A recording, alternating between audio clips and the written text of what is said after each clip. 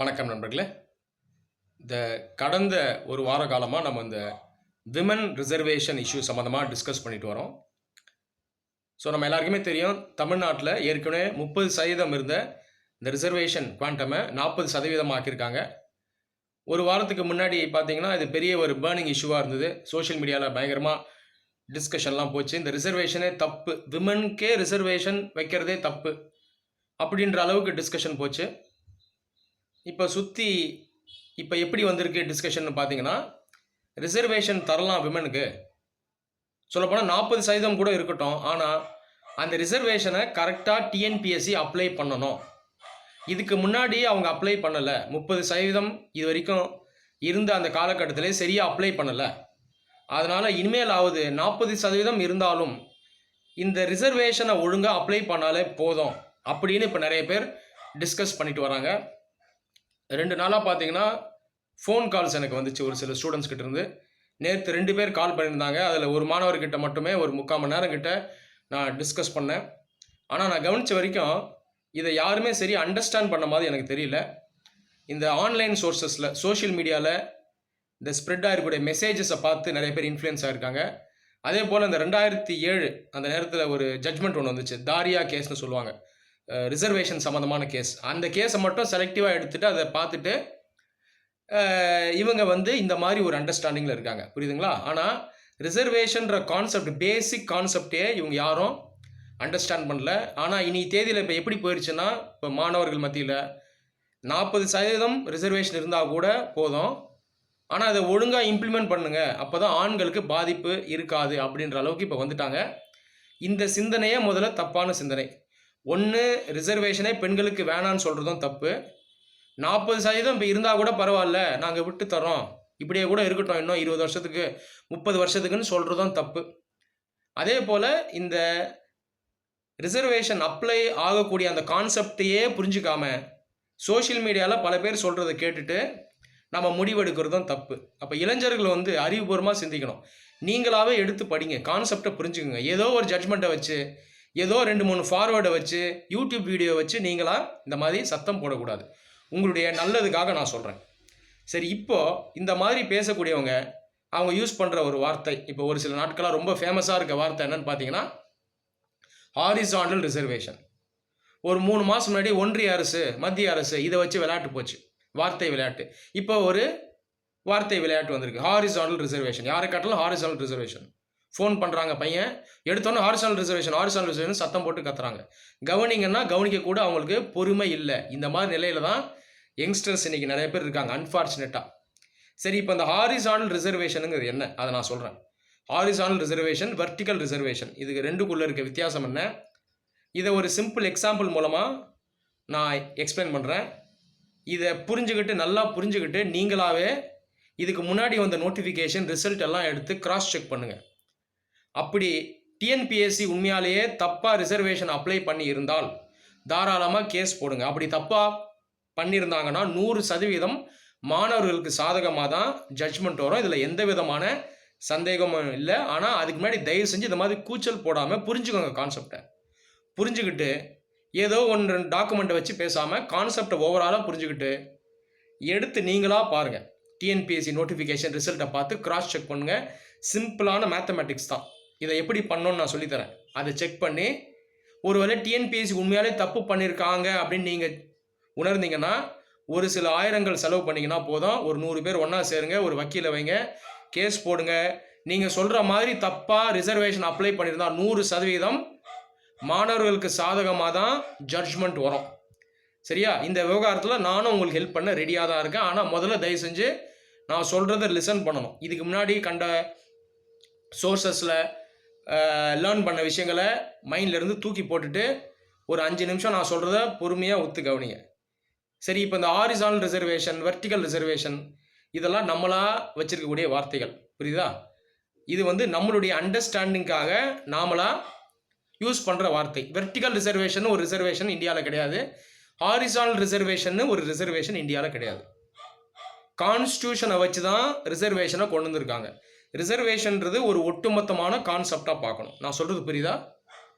அதை அப்ளை பண்ணும்போது நம்மளுடைய கன்வீனியன்ஸ்க்காக, நம்மளுடைய புரிதலுக்காக நாம் யூஸ் பண்ணுற வார்த்தை தான் இது ஹாரிசாண்டல் வெர்டிக்கல்னு. மற்றபடி இதை வச்சுலாம் நம்ம வார்த்தை விளையாட்டி வைக்கக்கூடாது.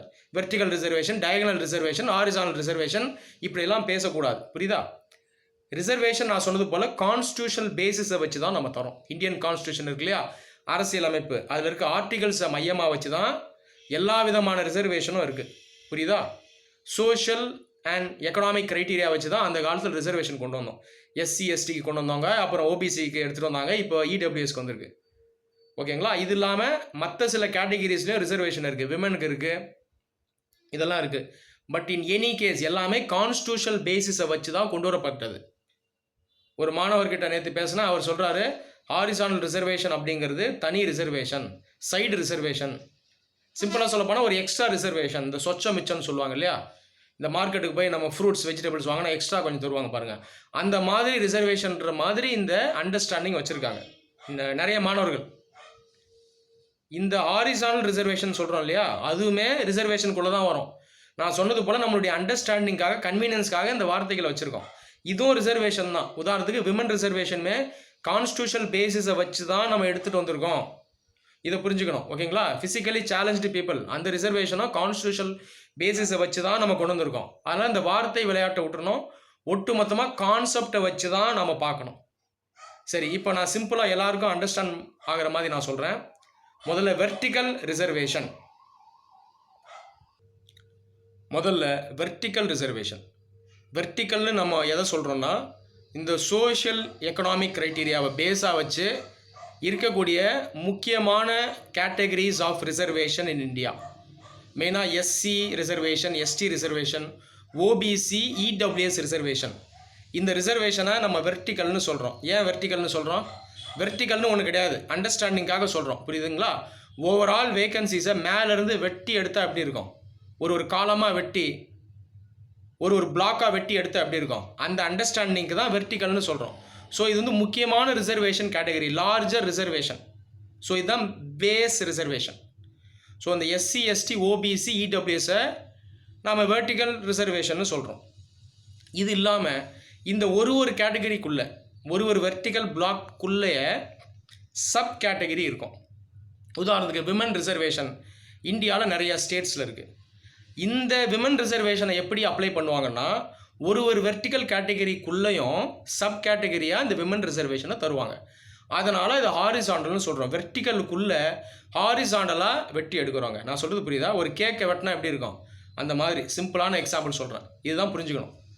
அப்போ இதுதான் வெர்டிக்கல் ரிசர்வேஷனுக்கும் ஹாரிசாண்டல் ரிசர்வேஷனுக்கும் உள்ளே இருக்கக்கூடிய வித்தியாசம். நம்ம ஸ்டேட் கவர்மெண்ட் ரெக்ரூட்மெண்ட்டுக்கும் இதே தான் அப்ளை ஆகும். ஸ்டேட் கவர்மெண்ட் நம்ம மாநிலம் எடுத்துட்டிங்கன்னா வெர்டிக்கல் ரிசர்வேஷன்லேயே எக்ஸ்ட்ரா கேட்டகரிஸ் இருக்குது. ஓகேங்களா? இப்போ சென்ட்ரல் லெவலில் பார்த்தீங்கன்னா SC ST OBC EWS 4 main groups இருக்குது. ஸ்டேட் எடுத்துட்டிங்கன்னா எக்ஸ்ட்ரா சில குரூப்ஸும் உள்ளே வரும். உதாரணத்துக்கு எம்பிசி நம்ம சொல்லலாம். சரிங்களா? ஓகே, இப்போ நம்ம டிஃப்ரென்ஸை நம்ம பார்த்துட்டோம். இப்போ எப்படி அப்ளை ஆகுது அப்படிங்கிறத ஒரு சிம்பிள் எக்ஸாம்பிள் வச்சு நான் சொல்கிறேங்க. நம்ம ஸ்டேட் ரெக்ரூட்மெண்ட்டை நம்ம எக்ஸாம்பிளாக எடுத்துக்கலாம், டிஎன்பிஎஸ்சியை எக்ஸாம்பிளாக எடுத்துக்கலாம். இப்போ 1000 வேகன்சி வருதுன்னு வைங்க. இப்போ வேலைக்கு எடுக்க போகிறாங்க, 1000 வேகன்சி வருதுங்க. ஓகேங்களா? ஸோ நீங்கள் வேணால் எழுதிக்கோங்க ரஃப் நோட்டில் 1000 வேகன்சி. இதில் இப்போ ஓபிசி நம்ம எடுத்துப்போம், அதாவது ஸ்டேட் லெவலில் பிசி நீங்கள் பார்த்தீங்கன்னா எவ்வளோ வரும் ரிசர்வேஷன்? 30% வருது இல்லையா? ஓகே, 30%. இது ஜஸ்ட் எக்ஸாம்பிள் தான் நான் சொல்கிறேன்.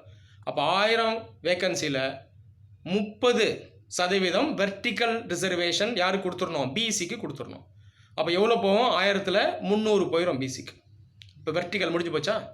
இப்போ அந்த வெர்டிக்கலுக்குள்ளேயே ஹாரிசாண்டலை போடலாமா? ஓகே, அதுக்குள்ளே வாங்க. 300 பிசி போஸ்ட்டுங்க. அந்த 300 பிசி போஸ்ட்டில் 30% விமன். இது வரைக்கும் 30%, இப்போ 40 ஆக்கியிருக்காங்க. இன்னும் நோட்டிஃபிகேஷன் வரல, அதனால் அதுக்கு போக வேணாம். இது வரைக்கும் 30% தான் அமலில் இருந்துச்சு. அப்போ அந்த 300 பிசிக்குள்ளே 30% நீங்கள் விமன் போடுங்க. அப்போ எவ்வளோ வரும் பாருங்கள்? 90 வருமா? ஆமாம், 90 வரும் இல்லையா? அப்போது அந்த ஹாரிசாண்டல் ரிசர்வேஷன் பார்த்தீங்கன்னா பிசிக்குள்ளேயே 90 போஸ்ட், 90 வேகன்சி விமனுக்கு போகும்.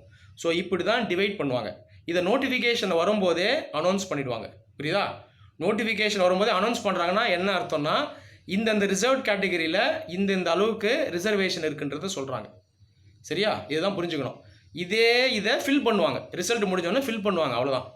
முதல்ல இதெல்லாம் காலி இடங்கள்னு சொல்கிறாங்க, ரிசர்வ்டு கேட்டகரி இதுன்னு சொல்லுவாங்க. அப்புறம் அதே இதில் ஃபில் பண்ணுவாங்க, அதே மெத்தடாலஜியில் ஃபில் பண்ணுறாங்க. ஓகேவா? இதில் நிறைய பேர் இந்த தாரியா ஜட்ஜ்மெண்ட்டை மட்டும் படிச்சுட்டு என்ன சொல்கிறாங்கன்னா, அதில் இருந்தால் ரிசர்வேஷன் கான்செப்டை லேர்ன் பண்ணுற மாதிரி பேசுகிறாங்க. இந்த தாரியா ஜட்ஜ்மெண்ட் வந்து ராக்கெட் சயின்ஸ்லாம் கிடையாது. இந்த சிம்பிளான கான்செப்ட் தான் அதில் சொல்லியிருக்காங்க. சிம்பிளாக எப்படி ஃபில் பண்ணோம் அப்படிங்கிறத அதில் அவங்க சொல்கிறாங்க. சரியா?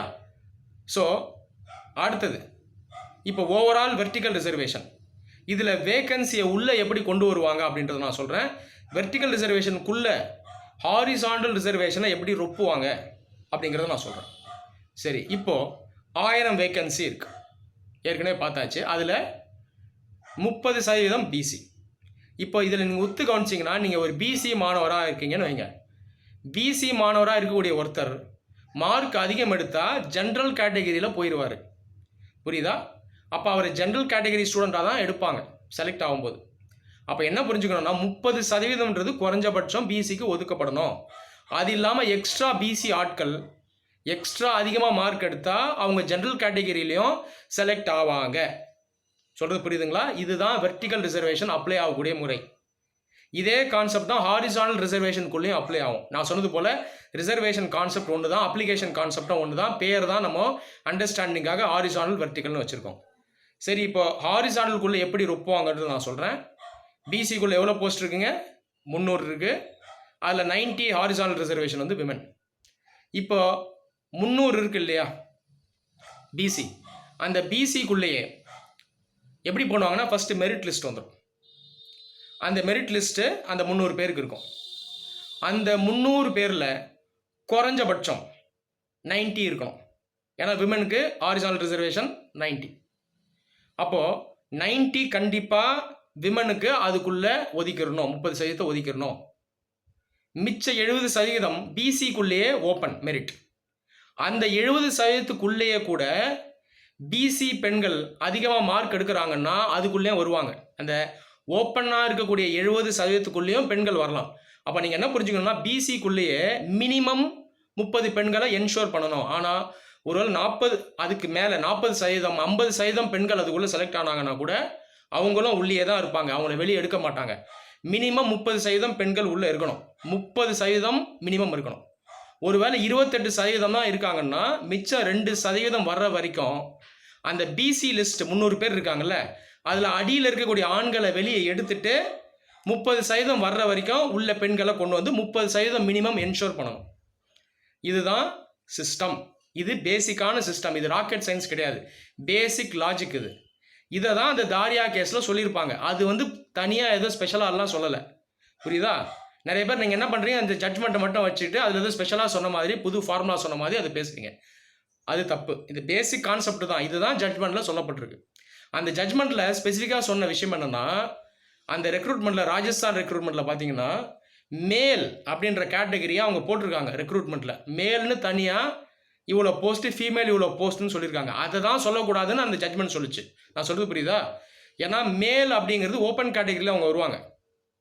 ஓகேங்களா? அந்த ஹாரிசானல் ரிசர்வேஷனுக்குள்ளே. அதில் மேலுக்குன்னு தனியாக ஹாரிசானல் ரிசர்வேஷன் நீங்கள் சொல்லக்கூடாது அப்படின்றதான் அந்த ஜட்ஜ்மெண்ட் சொல்லிச்சே தவிர, எப்படி அப்ளை பண்ணணும், எப்படி உள்ளே ரொப்பணுங்கிறத நான் இப்போ எக்ஸ்பிளைன் பண்ணிட்டேன். இதை தான் அந்த ஜட்ஜ்மெண்ட்டில் அவங்க சொல்லியிருந்தாங்க. ஸோ இப்படி தான் உள்ளே ஃபில் ஆகுங்க. சரியா? இப்போது உங்களுக்கு அண்டர்ஸ்டாண்ட் ஆகிருக்கும்னு நான் நம்புகிறேன். இதை வச்சு நீங்களே செக் பண்ணுங்கள். சோஷியல் மீடியாவில் யூடியூப் வீடியோலாம் 1000 வீடியோ பார்க்க வேணாம். ஃபார்வர்ட் மெசேஜெல்லாம் கேட்டு நீங்கள் கற்றுக்க வேணாம். ஒரு சில ஜட்ஜ்மெண்ட்டை வச்சு மட்டும் நீங்கள் கற்றுக்க வேணாம். ஸோ இந்த தாரியா கேஸ் மாதிரி பல கேஸ் இருக்குது. நாங்கள்லாம் ஆஸ்பிரண்ட்டாக இருக்கும்போது யூபிஎஸ்சி சம்மந்தமான வழக்குகள் நிறைய சுப்ரீம் கோர்ட் வரைக்கும் போயிருக்கு. அதெல்லாம் நாங்கள் பார்த்துருக்கோம். புரியுதுங்களா? ஸோ இது வந்து இந்த வழக்குகளில் ஒரு வழக்கு தான். இதை விட காம்ப்ளெக்ஸான கேஸ் எல்லாம் அங்கே போயிருக்கு. சரி, அதனால் இந்த தாரியா கேஸ்ன்றது புதுசாக சொல்லக்கூடிய விஷயம்லாம் இல்லை. பேசிக்காக என்ன செய்யணுமோ அதை அந்த கேஸ் வந்து வலியுறுத்திருக்கு, அவ்வளோதான், ஸ்ட்ரெஸ் பண்ணியிருக்கு. ரைட்டா? ஸோ நான் சொன்ன இந்த அண்டர்ஸ்டாண்டிங்கை வச்சுக்கிட்டு நீங்களாகவே நோட்டிஃபிகேஷன் எடுங்க, ரஃப் நோட் புக் எடுங்க, ஒரு கேட்டகரியும் உள்ளே எழுதுங்க. ஓகேங்களா? ஓவராலாக வேக்கன்சி எவ்வளோ இருக்குது, அதில் ஃபஸ்ட்டு வெர்டிக்கல் ரிசர்வேஷன் போடுங்க. ஓகேவா? எம்பிசிக்கு இவ்வளோ, பிசிக்கு இவ்வளோ சதவீதம், அதை அப்ளை பண்ணியிருக்காங்களான்னு பாருங்கள். 5 நிமிஷத்தில் பார்த்துடலாம். அதுக்குள்ளே ஒரு வெர்டிக்கல் கேட்டகரிக்குள்ளேயும் ஹாரிசாண்டல் 30% கரெக்டாக அப்ளை பண்ணியிருக்காங்களான்னு பாருங்கள். 30% தாண்டியும் போயிருக்கோம் ஃபைனல் ரெக்ரூட்மெண்ட்டில். காரணம் என்னென்னா, அந்த 30% மினிமம் விமனை தாண்டி அந்தந்த வெர்டிக்கல் கேட்டகரிக்குள்ளே அதிகமாகவும் விமன் வருவாங்க. அவங்கள நீக்க முடியாது. அதை நான் ஆல்ரெடி எக்ஸ்பிளைன் பண்ணிட்டேன் ரீசனை. ஸோ இதுதான் காரணம். இப்படி தான் இந்த ரிசர்வேஷன் மெத்தடாலஜி ஒர்க் ஆகும். இதை தாண்டி டிஎன்பிசி ஏதோ தப்பு பண்ணியிருக்கு அப்படின்னா நீங்களே கன்ஃபார்ம் பண்ணுங்கள். நீங்கள் செக் பண்ணியிருக்கிறது உண்மையாக இருந்தால் கேஸ் போடலாம். நீங்கள் கரெக்டாக செக் பண்ணியிருந்தா டிஎன்பிசி உண்மையிலே தப்பு பண்ணியிருந்தா 100% உங்களுக்கு சாதகமாக தான் ஜட்ஜ்மெண்ட் வரும். அதில் சந்தேகமே இல்லை. ஆனால் சரியாக செக் பண்ணாமல் போய் நின்னோன்னா கேஸ் டிஸ்மிஸ் ஆகிடும். சரியா? ஸோ அதை மனசில் வச்சுக்கோங்க. இதை பண்ணுங்கள். அப்படி உண்மையிலே டிஎன்பிஎஸ்சி ஒரு சில ரெக்ரூட்மெண்ட்டில் தப்பு பண்ணியிருக்காங்கன்னா கரெக்டாக ஐடென்டிஃபை பண்ணணும். இந்த மாதிரி உட்காந்து அக்யூரேட்டாக நோட் புக் எடுத்து மார்க் பண்ணணும். டிராஃப்ட் பண்ணுங்கள், வழக்காக கொண்டு போங்க. அதுக்கு என்னால் முடிஞ்ச ஹெல்ப்பை நான் பண்ண ரெடியாக இருக்கேன். சரியா? இது இல்லாமல் நான் நேற்று வீடியோவில் சொன்னது மாதிரி 40%க்கான வழக்கு போடுங்க. அது ரொம்ப முக்கியம். இப்போ ரிசர்வேஷனே வேண்டான்னு சொல்கிறது அப்படிலாம் 40 கூட இருந்தாலும் பரவாயில்ல அப்படின்னு சொல்லி ரெண்டுமே தப்புங்க. இளைஞர்கள் வந்து அறிவுபூர்வமாக யோசிக்கணும். ஓகேங்களா? ஸோ ரேஷ்னலாக யோசிங்க. ஸோ 40%ன்றது கண்டிப்பாக அதிகமான ஸ்லாப் தான். அதை வந்து மறுபரிசீலனை பண்ணுறதுக்கு என்ன பண்ணணும் அப்படின்றத நான் நேற்று அந்த வீடியோவில் சொல்லியிருந்தேன். அதுக்கான நடவடிக்கைகளில் இறங்குங்க. ஒரு 100-200 பேர் சேர்ந்தீங்கன்னா போதும். 200 மாணவர்கள் சேர்ந்தீங்கன்னா ஆளுக்கு ஒரு 200 300 செலவு பண்ணிங்கன்னா போதும். ஒரு வக்கீலை வைங்க, கேஸ் கொண்டு போங்க. அது என்ன ஆகுதுன்னு பார்க்கலாம். கண்டிப்பாக அட்மினிஸ்ட்ரேஷன் எக்ஸிக்யூட்டிவ்க்குள்ளே கோர்ட் வராது. ஆனாலும் அட்லீஸ்ட் ஒரு டைரக்ஷனை கொடுத்தாங்கன்னா அதுவே ஒரு பெரிய சக்ஸஸ் தான். உடனடியாக ஒரு சேஞ்ச் இல்லைனாலும் ஃப்யூச்சரில் கண்டிப்பாக இது ஒரு மாற்றத்தை ஏற்படுத்தும்.